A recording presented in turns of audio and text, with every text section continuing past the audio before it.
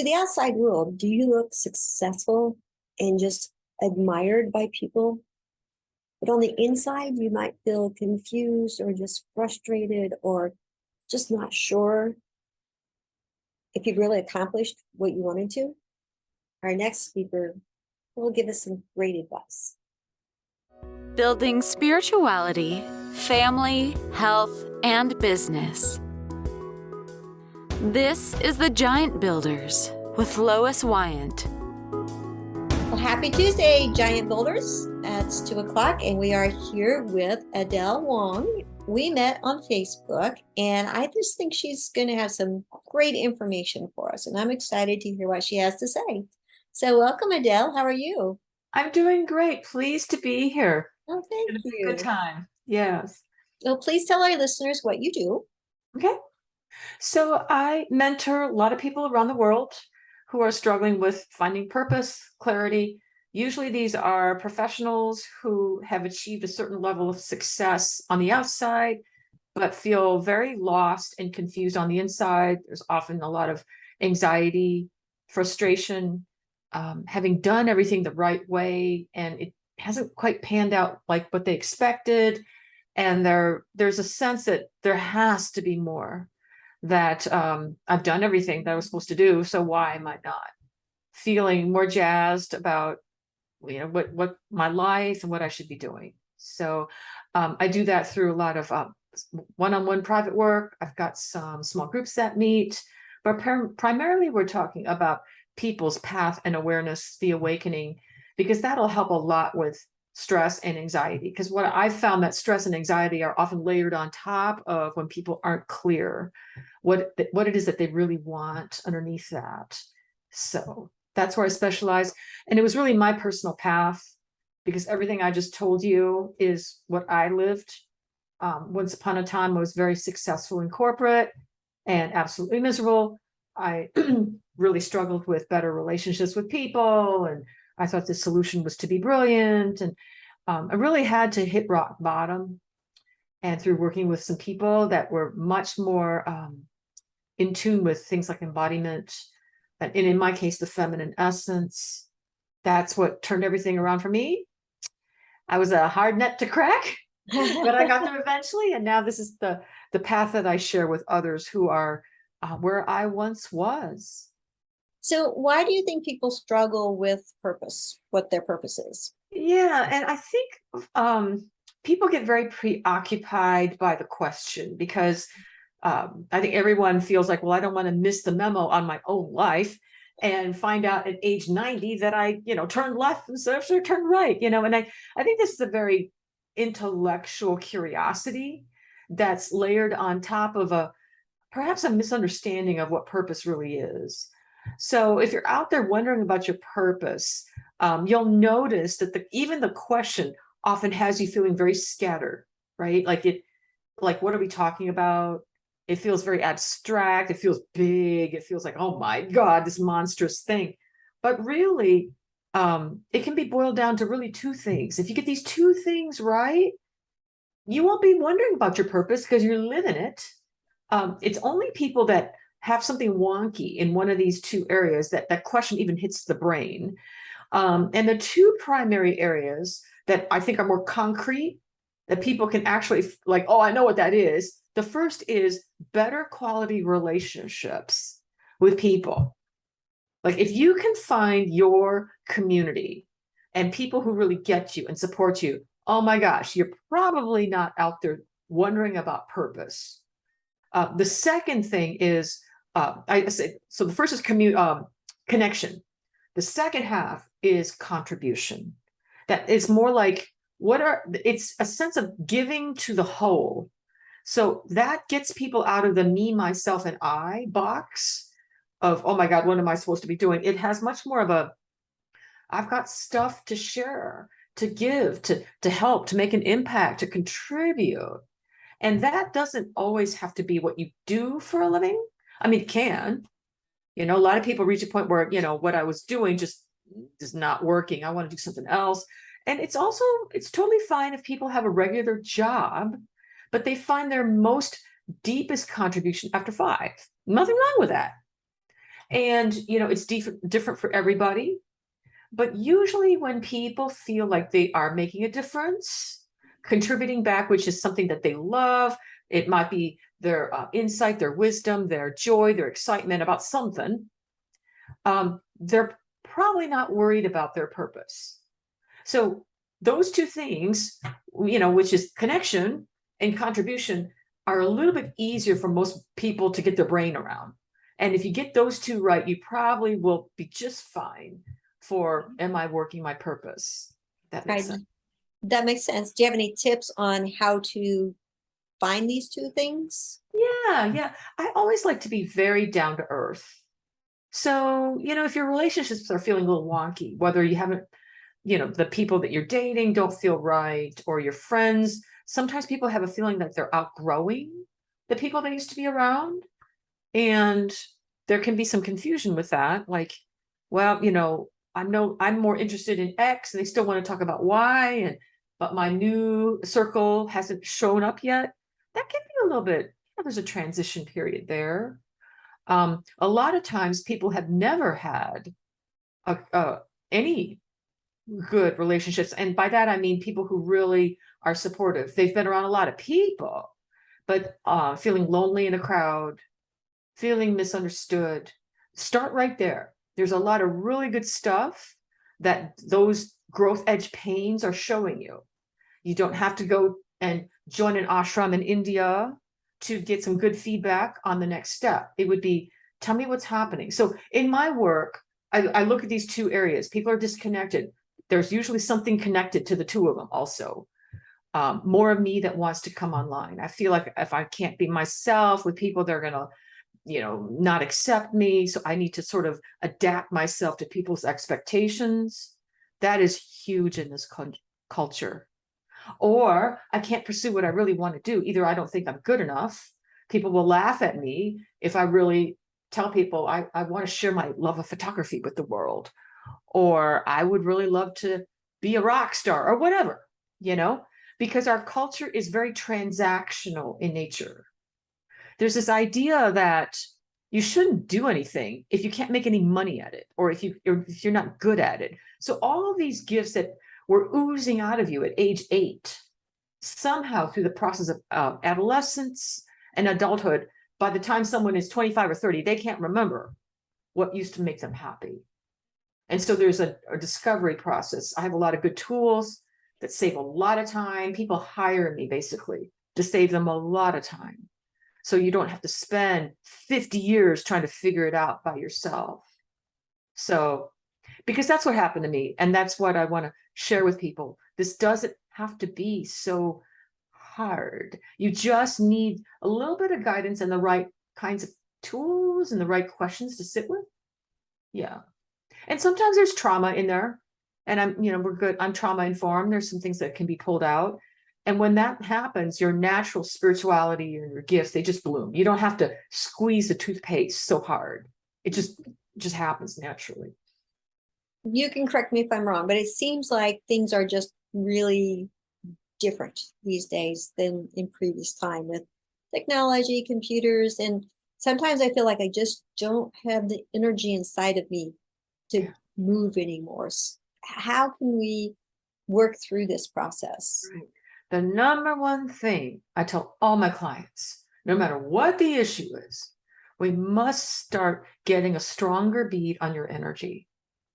Because especially in this culture that's very transactional, very intellectual, then we have technology, the pace of everything, the chaos of the world. What's happening is people's energies are literally being pulled out of their body.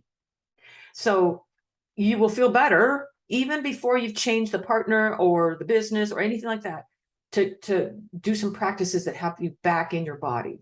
Yeah. So that's the first thing. Because if you're trying to do any sort of change, but you're exhausted, you don't have enough to work with. It's really hard. And any change you do, it doesn't stick.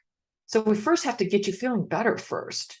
Nothing else has to change, but feeling you more and grounded in your body.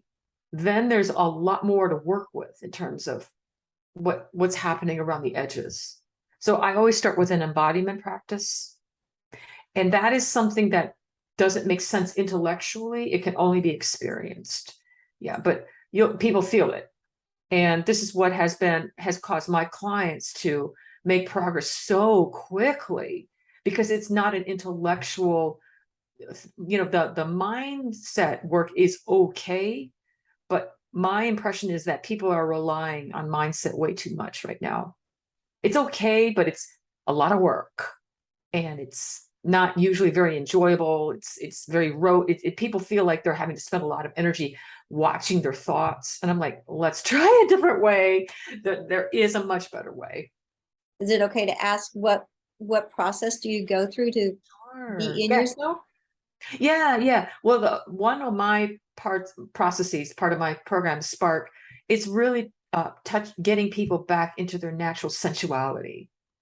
Because a lot of people in this culture, it's completely cut off. Like, what is that?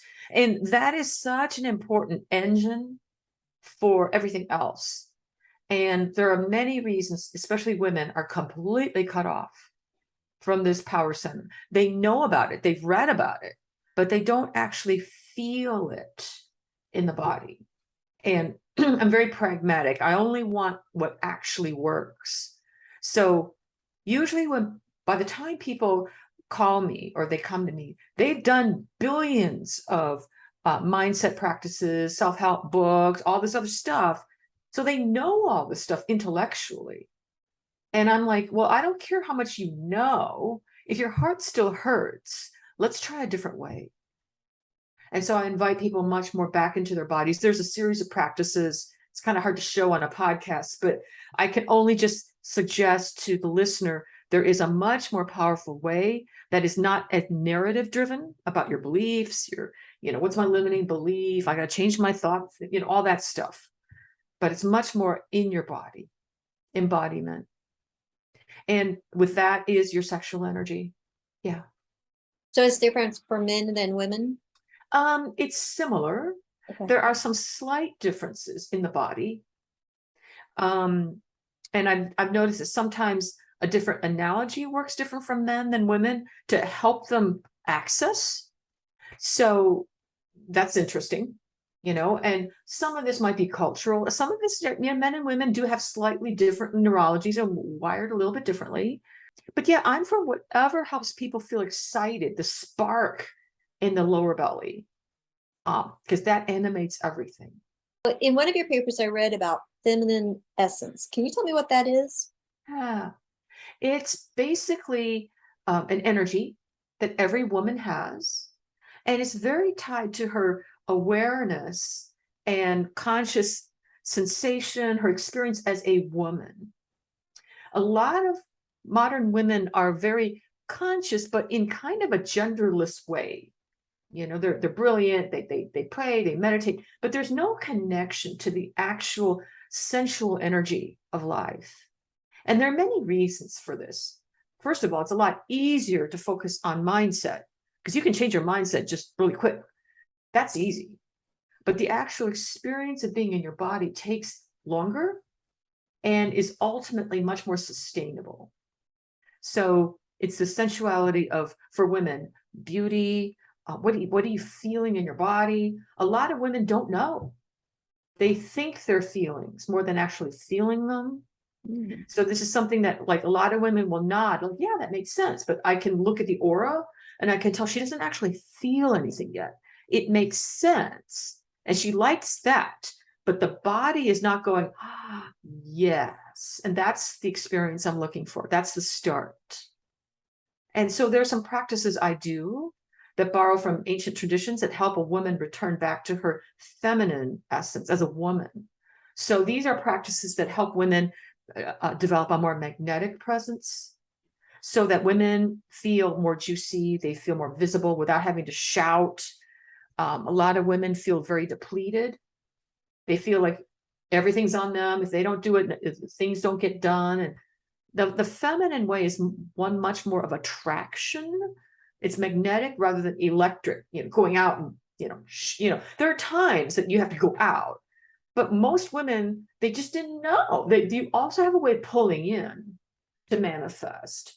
And so that's what I specialize in with my private clients. And with my small circle of women doing, Spark Your Feminine Essence. There's a place, women need a place to practice. One of the biggest mistakes I see with women and men really is that they're trying to figure this stuff out alone. And because of that, it's very difficult because they think they know it, but they don't have anyone to actually try it with, and it just doesn't work. You need a safe laboratory to try these things out. And that's what I do with my women. And it's enjoyable. It's a good time. You mean you can't find it on YouTube? No, not really. You can observe it.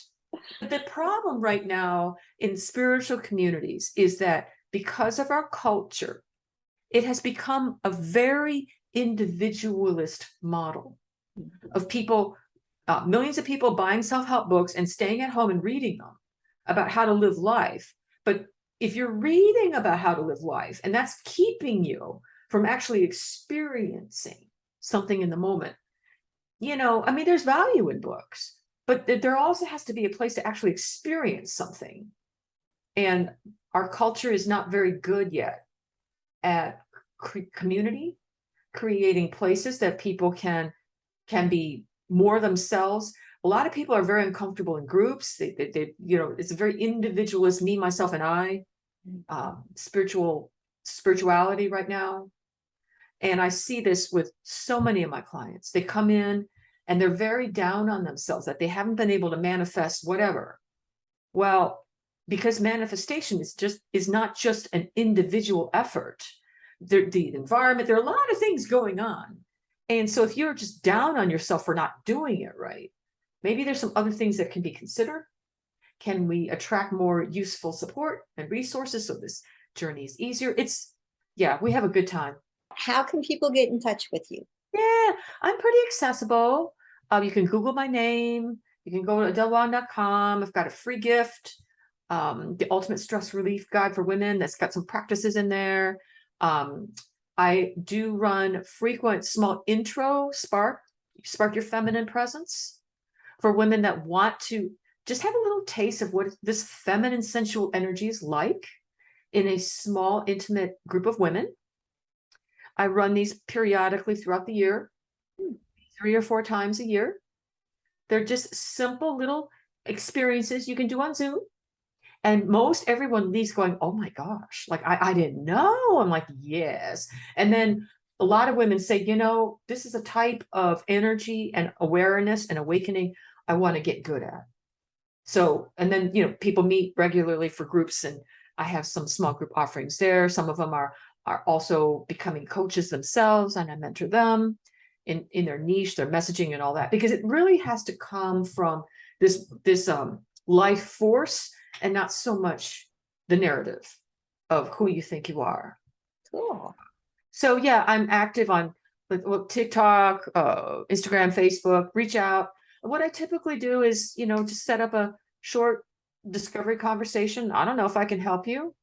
I have no idea. We'll talk about it. And if I don't think I can help you, I'll let you know. If I do think I can help, I might be listening and specking out what I might be sharing with you. And, I might recommend something, I think this would help you, or I have this that might help you. And then, if it sounds good to you, or if you answer questions, then we can talk about working together. Pretty easy peasy. Well, Giant Builders, maybe you and I will be in a Spark session together. Yay. The more Great. the better. Yeah. Yeah. Any closing thoughts? It's worth it. Whatever's calling you, you are calling it. And I recommend be curious. Try not to shut down and meditate all the pain away, because sometimes this pain is trying to tell you something. Once you know what it is, sure, then meditate. But sometimes just being curious can open up whether or not you need to try something new or move in a new direction. The answer is always in the moment. You don't need to go away to figure it out as much as being curious right now with what's moving. Well, thank you so much for your time. That was just very eye-opening. Oh, thank you for having me. It's been a pleasure. All right. Well, Giant Builders, we'll see you next Tuesday. Thank you for listening. This has been The Giant Builders with Lois Wyant.